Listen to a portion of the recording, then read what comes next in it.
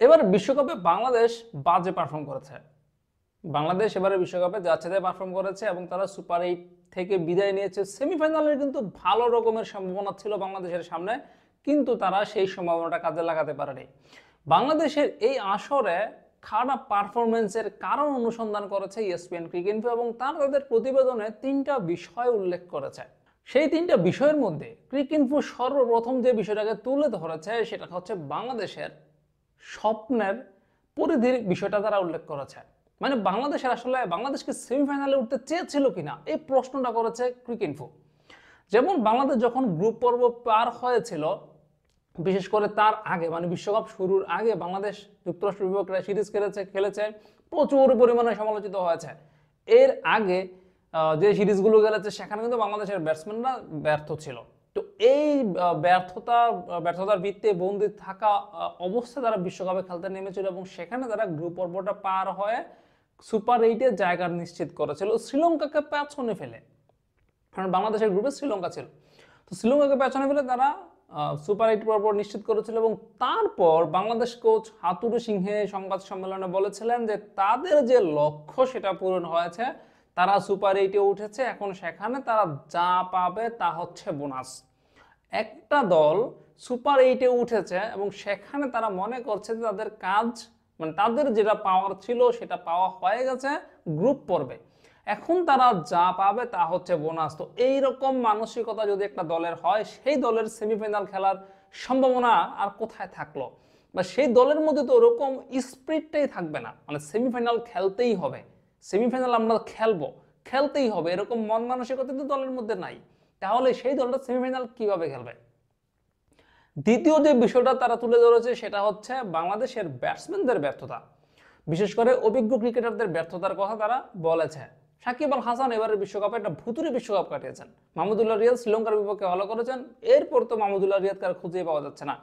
Even এরা বাংলাদেশের যে সেমিফাইনালের যে সবচেয়ে ভালো সম্ভাবনা ছিল আফগানিস্তানের বিপক্ষে যে ম্যাচটা, যেটা বাংলাদেশ এবং আফগানিস্তানের সুপার 8-এর সবচেয়ে শেষের যে ম্যাচটা অনুষ্ঠিত হয়েছিল, 12.1 ওভারে বাংলাদেশকে 116 রান করতে হবে, যে টার্গেটটা বাংলাদেশ আমরা যারা ভক্ত রয়েছে তারা ভেবেছিলাম যে বাংলাদেশ এই টার্গেটটা চেস করবে।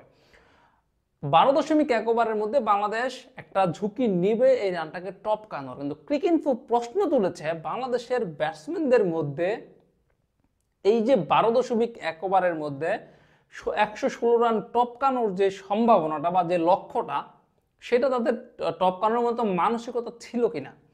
সেন্ট ভিনসেন্ট স্টেডিয়ামে বা যে পিচে খেলাটা হয় যে সেখানে 12 ওভারে 116 রান অবশ্যই কঠিন বিষয়, অবশ্যই কঠিন কাজ, কারণ এইটা হচ্ছে একদম স্লো পিচ যেটা আমরা বিশ্বকাপে দেখেছি, এখানে রান করাটা খুবই কঠিন।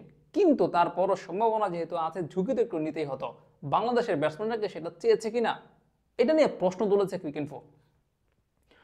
বাংলাদেশের শুরুটা যেমন হয়েছিল, রান রেট 10 ছিল প্রথম 3 ওভারে, এরপর কিন্তু সেখান থেকে বাংলাদেশের ব্যাটসম্যানরা যখন সাকিব আল হাসান আউট হলেন, নাজমুল হোসেন শান্ত আউট হলেন এবং তানজিদ তামিম যখন আউট হলেন, মানে প্রথম 3টা উইকেট যখন খুব দ্রুতই পতন ঘটলো, এরপর আসলে কিছুটা ছন্দপতন দেখা গিয়েছিল।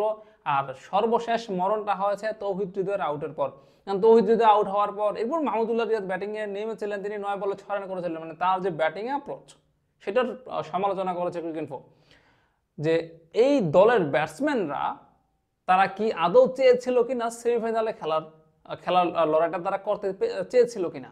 সাকিব আল হাসান তো মাঠে নামলেন, তিনি এক বলেই 0 রান করে আউট হয়ে গেলেন, প্রথম বলে আউট হলেন। মাহমুদুল্লাহ রিয়াদ যখন ব্যাটিংয়ে নামলেন, তিনি যখন ব্যাট চালিয়ে খেলতে পারতেন কিন্তু তিনি ডট বল খেলা শুরু করলেন। এই বিষয়টা সমালোচনা করেছে। তবে বাংলাদেশের বোলারদের প্রশংসা করেছে ক্রিকইনফো। তৃতীয় স্টেপে তারা এটা বলেছে যে বাংলাদেশের বোলাররা এবারের বিশ্বকাপে বাংলাদেশের ব্যাটসম্যানদের হাতে চালিকা শক্তি তুলে দিয়েছিল, কিন্তু ব্যাটসম্যানরা সেটা কাজে লাগাতে পারেনি।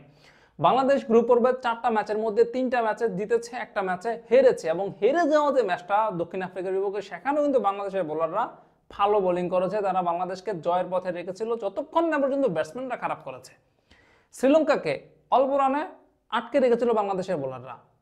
নেদারল্যান্ড বলেন, দক্ষিণ আফ্রিকা বলেন এবং নেপাল, প্রত্যেকটা দলের বিপক্ষে বাংলাদেশের বোলারদের বোলিংটা ছিল দুর্দান্ত। ইভেন যখন বিশ্বকাপে যে সুপার 8-এ ভারত, অস্ট্রেলিয়া এবং আফগানিস্তান 3টা দলের বিপক্ষে যে বাংলাদেশের ম্যাচ হয়েছে, সেখানে বোলাররা কিন্তু যথাসাধ্য চেষ্টা করেছে।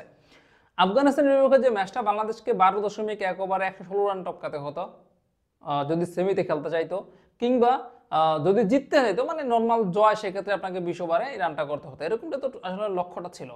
তো এই যে ম্যাচে বাংলাদেশকে, মানে এত গুরুত্বপূর্ণ একটা ম্যাচ যেখানে আফগানিস্তানের রানটাকে বাংলাদেশকে টপকাতে হবে 12 ওভারে, সেখানে আফগানিস্তানকে মাত্র 116 রান আটকে রাখা, সেটাও কিন্তু বোলারদের একটা বড় কৃতিত্ব। ব্যাটসম্যানরা কিন্তু সব জায়গাতে ব্যর্থ হয়েছে। এই বিষয়টার সমালোচনা করেছে ক্রিকইনফো। তবে তারা এর প্রতিকার কি, মানে বাংলাদেশের এই যে প্রতিকার, মানে এই যে বাজে পারফরমেন্স, এর প্রতিকারটা কি? সেখানে ক্রিকইনফো বলেছে বিশ্বের একমাত্র দল বাংলাদেশ, ক্রিকেট বিশ্বের একমাত্র দল বাংলাদেশ যারা টি-20 বিশ্বকাপের প্রত্যেকটা আসরে খেলেছে কিন্তু কখনোই সেমিফাইনালে পৌঁছতে পারে নাই। এখনো পর্যন্ত টি-20 বিশ্বকাপের প্রতিটি আসরে খেলেছে এমন দলগুলোর মধ্যে সবগুলো দল সেমিফাইনালে খেলেছে, শুধুমাত্র বাংলাদেশ ছাড়া। আর এই বিষয়টা আসলে সমালোচনা করেছে ক্রিকইনফো। তারা বলেছে এই যে বাংলাদেশের এই যে বিশ্বকাপে যে ব্যর্থতা, এই ব্যর্থতার পর এখন কি হবে। তারা বলেছে যে যেটা সচরাচর হয়, দু একটা প্রেস মিটিং হবে, সেখানে কিছু অজুহাত দাঁড় করাবে, সেখানেই শেষ, কোনো পরিবর্তন এখানে আসবে না। কিন্তু ক্রিকইনফো বলেছে বাংলাদেশকে যদি ভালো করতে যায় তাহলে তাদের পাইপলাইনটাকে আরো শক্তিশালী করতে হবে। বিশেষ করে তারা এখানে আফগানিস্তানের উদাহরণ টেনেছে, ক্রিকইনফো আফগানিস্তানের উদাহরণ টেনেছে, এবং তারা বলেছে আফগানিস্তান যারা গত বিশ্বকাপের ওয়ানডে বিশ্বকাপের ভালো পারফর্ম করেছে, তারা ওয়ানডে বিশ্বকাপ খুব সম্ভবত 6ষ্ঠ স্থানে থেকে শেষ করেছিল, সেখানে কিন্তু তারা ভালো সম্ভাবনা তৈরি করেছিল। এবার টি-20 বিশ্বকাপে তারা সেমিফাইনাল খেলেছে, মানে এই দলটা উন্নতি করছে, এতটা উন্নতি করছে যে হোয়াইট বল মানে সাদা বলের ক্রিকেটে বাংলাদেশের যে ব্যাটার দল এখন আফগানিস্তান, সেটা আপনি মানেন কিংবা না মানেন এটাই সত্য। আফগানিস্তান এই মুহূর্তে বাংলাদেশের যে সেরা দল, একদিনের ক্রিকেট বা টি-20 ক্রিকেট বা যেটাই বলেন, সেখানে বাংলাদেশের চেয়ে অবশ্যই সেরা দলটা এখন আফগানিস্তান। কেন তারা সেরা হলো? কারণ তাদের ওই পাইপলাইনটা শক্তিশালী, তাদের বোর্ডে কোনো দুর্নীতিবাজ নাই, তাদের দলের মধ্যে কোনো কোন্দল নাই, দলের মধ্যে কোনো রেষারেষি নাই, যেটা বাংলাদেশ দলের মধ্যে রয়েছে। ইভেন বাংলাদেশ দলের যে কোচ চন্দ্রিকা হাথুরু সিংহে, তিনি নিজেই তো আসলে দলটাকে বিভক্ত করে রেখেছেন, তিনি নিজেই তো বিভক্ত করতে পছন্দ করেন, দলের মধ্যে তিনি নিজেই তো ঝামেলা তৈরি করেন। তো এইরকম কোচ দিয়ে আর এইরকম বোর্ড পরিচালক দিয়ে, এইরকম বোর্ড পরিচালনা পরিষদের সদস্য দিয়ে বাংলাদেশ কতটা উন্নতি করবে সেটা আসলে ভবিষ্যৎ জানে। তবে বাংলাদেশকে ভালো কিছু করতে হলে অবশ্যই সকল জায়গা থেকে দুর্নীতিবাজ লোকদের বাদ দিতে হবে, যাদের আসলে দরকার নাই বাংলাদেশ দলে, তাদেরকে বিদায় করতে হবে। শুধুমাত্র অভিজ্ঞ এবং প্রতিভাবান ক্রিকেটার, অভিজ্ঞ ক্রিকেটার, প্রতিভাবান ক্রিকেটার, অভিজ্ঞ আর প্রতিভার নাম বিক্রি করে দলের মধ্যে টিকে থাকা, এটা তো আসলে কোনো ক্রিকেট হতে পারে না, এটা কোনো সংস্থা হতেই পারে না। একটা আন্তর্জাতিক ক্রিকেট খেলার দলের একটা স্কোয়াড গঠন হবে, সেখানে এই অভিজ্ঞ আর প্রতিভা, এই দুইটা বিষয় নিয়ে যদি মারামারি চলে, এই দুইটা বিষয়ের কারণে যদি একাদশে চান্স পেয়ে যায়, স্কোয়াডে চান্স পেয়ে যায়, সেখানে আপনি এর চেয়ে ভালো আর কি আশা করবেন?